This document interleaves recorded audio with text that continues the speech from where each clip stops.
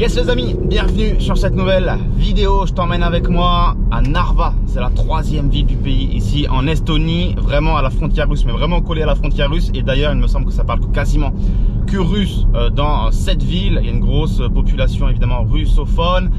On va aller ensemble là-bas. Et pendant qu'on fait un petit morceau de trajet, je te propose qu'on parle d'argent comme d'habitude sur sa chaîne YouTube et qu'on voit si l'argent fait réellement le bonheur. Et en fait je vais t'expliquer pourquoi l'argent ne te rendra pas plus heureux. Parce qu'en fait je me suis rendu compte que quand tu n'as pas d'argent, tu as le sentiment que l'argent va forcément résoudre tous tes problèmes, t'apporter une grande qualité de vie, etc. Et en fait quand on a, tu te rends compte que ce que t'a apporté l'argent n'est peut-être pas ce que tu imaginais. Alors évidemment attention, l'argent c'est très bien, hein. Vous savez, l'argent il faut en avoir.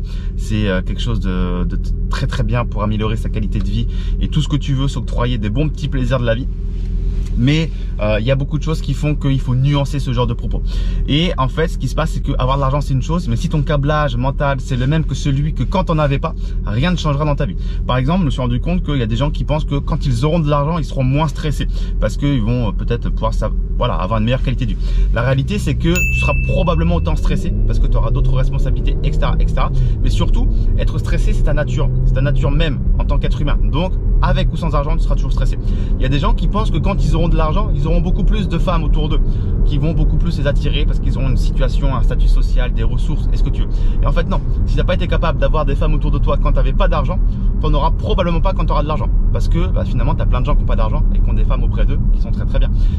Si tu penses que, je sais pas, tu auras plus de temps également quand tu auras de l'argent, probablement que non, parce que en fait tout ça résume un trait qui est l'organisation. Si t'es pas organisé et que tu n'arrives pas à te dégager du temps quand t'as pas d'argent, alors quand tu auras de l'argent, il y a de fortes chances que tu auras toujours peu de temps parce que tu seras toujours mal organisé. Donc ça c'est une question de câblage mental qu'il faut chercher également à faire évoluer, à recabler. Finalement il faut tirer des nouveaux câbles, il faut se la jouer en mode électrique, en mode EDF, tu tires des nouveaux câbles et il faut essayer de reconfigurer tout ton schéma mental. Également, ce qui se passe, c'est que quand tu as de l'argent, tu as des nouveaux problèmes. C'est-à-dire que ce qui n'était pas un problème au début parce que tu n'avais pas d'argent devient un nouveau problème parce que tu as de l'argent. Parce que en fait, avoir de l'argent, c'est quoi? C'est une responsabilité. Il faut savoir faire en sorte de gagner autant d'argent que ce que tu as pu gagner dans le passé. Supposons que tu as gagné à un moment ou un autre dans ta vie 100 000 euros par mois. Il faut faire en sorte de maintenir ces 100 000 euros par mois, ce qui n'est pas toujours le cas. Donc, c'est une responsabilité. Ensuite, il faut savoir protéger son argent. Il faut savoir le placer. Donc, tout ça, c'est des responsabilités. Et surtout, ça t'apporte de nouveaux problèmes parce que quand tu as de l'argent, potentiellement, tu as de nouveaux problèmes. Moi, par exemple, en ce moment, je pense à comment je pourrais obtenir un nouveau passeport, des nouvelles résidences, des choses comme ça. Toi, c'est un truc auquel tu penses pas quand tu gagnes 1 500 euros par mois. À 1 500 euros par mois, tu te dis, bon, comment je vais payer la facture à la fin du mois? Comment je vais... qu'est-ce que je vais faire ce week-end? Comment je peux gagner un peu plus d'argent? Tu te dis pas, je vais m'acheter un nouveau passeport dans les Caraïbes ou je vais m'enseigner sur une citoyenneté économique dans tel pays, etc. Non, tu penses pas à tout ça parce que c'est hors de portée entre guillemets. T'en perçois peut-être pas le besoin tout simplement sur ce que ça peut t'apporter. Et moi en ce moment c'est un truc qui me fait cogiter dans la continuité de tout ce qui se passe dans le monde entier sur que ce soit les risques politiques, géopolitiques, restrictions de liberté, imposition, fiscalité, etc. Voilà, ça m'a énervé ces travaux à Tallinn, il y en a partout. J'ai l'impression que ça démonte la caisse, les suspensions, la carrosserie. Ça m'énerve. Pour la petite histoire personnelle, tu vois, quand j'étais plus petit, moi, quand j'avais, je sais pas, 14, 13 ans, j'en sais rien, 15 ans, 16 ans, 17 ans, etc. Je pensais réellement que le jour où j'aurais de l'argent, ma vie serait différente. Presque comme un peu magique, que tout changerait pour le mieux, que je serais très heureux, que je pourrais m'acheter tout ce que je veux, que j'intéresserais les gens, que j'attirerais potentiellement beaucoup plus de femmes, etc. Je me voyais comme un petit peu une vie de malade, tu sais, quand j'étais gamin, adolescent, etc. via l'argent. Et en fait, la réalité, c'est que, encore une fois, non, ça rejoint tout ce que je viens de te dire sur le câblage mental. C'est-à-dire que si tu as toujours été un loser, avec de l'argent, tu seras encore un loser. Si tu as toujours été quelqu'un de bon, avec de l'argent, tu seras toujours quelqu'un de bon. Et encore mieux, comme je te disais, c'est un amplificateur, l'argent. Si tu as toujours été un loser, donc voilà, tu seras encore loser. Si tu as été généreux, tu seras encore plus généreux. Si tu as été une bonne personne ou une mauvaise personne, tu seras encore meilleur ou une moins bonne personne, etc. Donc en fait, il y a une sorte d'idéalisation de l'argent et de ce que ça peut apporter, alors qu'en réalité, ça n'apporte que très peu de choses si toi, tu fais pas le travail toi-même, à l'intérieur de toi-même, d'être une meilleure personne, parce que l'argent c'est un outil, mais ça fait pas tout en fait. Donc le respect, l'estime de soi, les relations aux autres, tout ce que tu veux, tout ça, ça vient pas comme ça par magie, ça se travaille.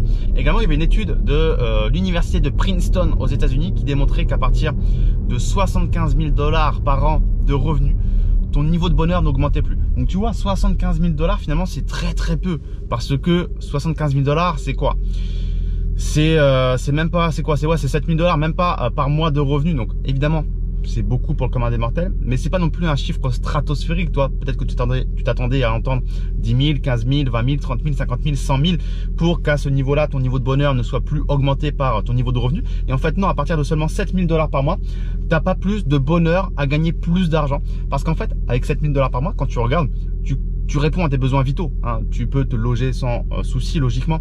Tu peux manger, t'habiller, tu peux aller au resto, tu peux sortir, bref, tu peux subvenir à tes besoins de base. Et donc l'argent supplémentaire, bon, il sera futile par rapport à ce que ça va t'apporter en niveau de bonheur supplémentaire, parce qu'au pire ça va te faire quoi? Ça va te faire acheter une voiture de luxe ou que sais-je, et ton niveau de bonheur ne sera pas forcément extrêmement augmenté par cette acquisition. Les amis, je vous mets un extrait TikTok et on fait le bilan juste après. I just looked at I had $1 million in the bank, sitting there on my own, and I'm like, oh, I'm a millionaire, like in cash. And then I just look around and I'm like, nothing's changed. Like I thought that everything, like there'd be some people would just come running in and be like, well done, like congratulations, you're now a cash millionaire. But nothing changed. And then I realized at that moment that it's the moment shared with friends. Like I've had times where I've been sitting in McDonald's with a friend, you know, like we've had a fight in the club or something, or we've got blown out by girls, and then we go to McDonald's or something, we're just sitting around having like a cheeseburger, and then I look back on that moment and I'm like, yeah, that was a good moment. Donc tu vois, dans cet extrait TikTok, le mec il dit qu'en fait voilà, le jour où il est devenu millionnaire, il a regardé son compte en banque, il s'est dit oh, putain, c'est un truc de ouf, j'ai 1 million là en cash mobilisable tout de suite. Et pour autant en fait limite il se sentait triste, un peu bizarre, un peu seul, parce que il disait putain, je me rappelle de ces moments où j'étais avec un ami, on est allé en boîte, on s'est fait rejeter par des meufs, on a fini au McDonald's, on a bouffé un cheeseburger, et là c'est une vraie amitié, il y avait une vraie connexion avec cette personne, et ça c'est des bêtes de souvenirs.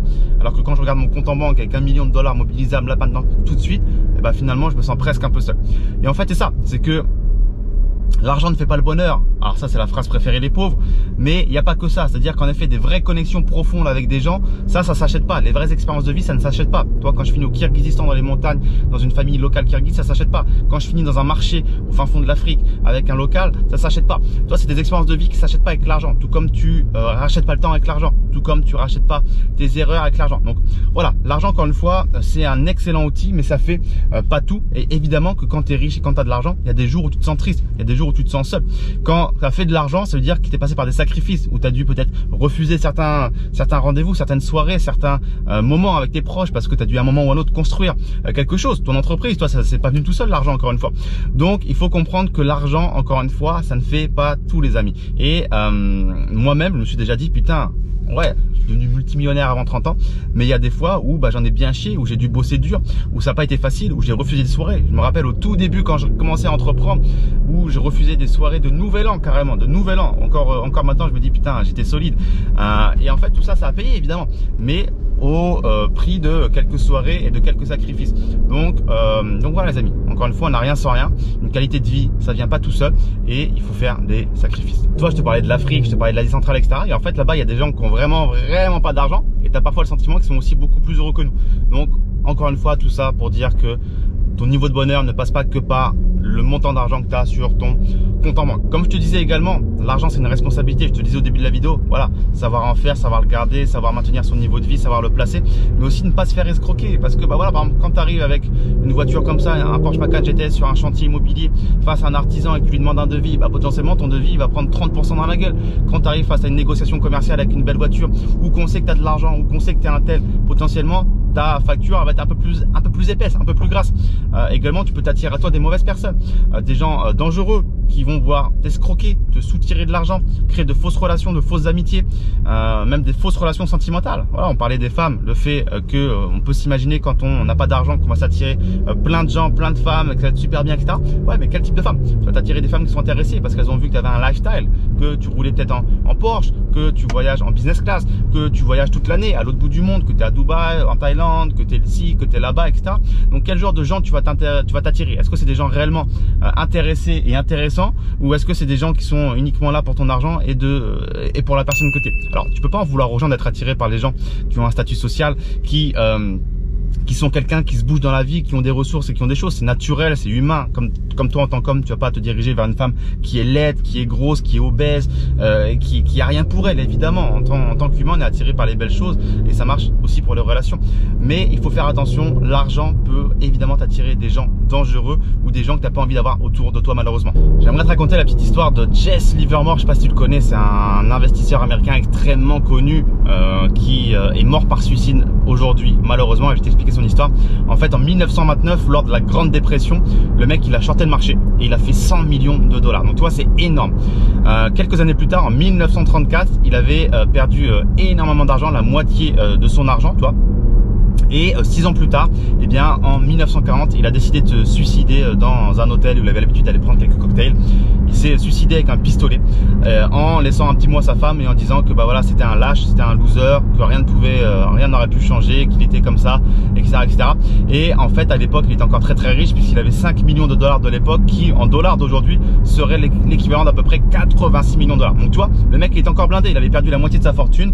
En effet, il avait fait quelques mauvais choix, mais il est toujours considéré comme étant l'un des meilleurs investisseurs aujourd'hui. Toi, c'est ça qui est fou. Et au final, eh ben, il avait des problèmes bien plus profonds que l'argent. Et encore une fois, l'argent ne fait pas tout. C'est-à-dire que évidemment, c'est mieux d'être en Porsche, Macan, GTS que en Twingo. C'est mieux de dormir dans des hôtels 5 étoiles que de dormir dans un hôtel dégueulasse. C'est mieux de voyager en business class que de d'aller en éco avec Ryanair. Et ce que tu veux, évidemment, l'argent est quelque chose qui fait du bien. Tu peux contribuer auprès de ta société, auprès d'associations. Tu peux mettre tes enfants dans les meilleures écoles. Tu peux manger dans les meilleurs restaurants. Quand tu as besoin de te soigner, tu vas dans les meilleures cliniques. T'attends pas. Voilà, je me suis fait un check-up santé ici à Tallinn, dermato, ophtalmo, prise de sang, la totale. Ça m'a coûté une tonne, mais je suis allé que dans des cliniques privées, j'ai été pris en charge tout de suite et comme il faut. Et ça, c'est vraiment un luxe, toi. Donc voilà, évidemment, l'argent, c'est extrêmement important, mais dis-le moi dans les commentaires ce que tu en penses, hein, parce que je suis très curieux également d'avoir ton retour d'expérience là-dessus. Est-ce que tu penses que l'argent rend ta vie meilleure? Est-ce que tu penses que l'argent fait le bonheur? Ça, c'est toujours des débats éternels où voilà, tu as les pauvres qui te disent non, l'argent ne fait pas le bonheur, de toute façon, rien ne s'achète, nous c'est l'intérieur de l'âme qui compte, l'argent c'est pour les méchants. Ouais, voilà. Et puis tu as ceux qui ont de l'argent qui comprennent que quand même avoir de l'argent ça aide.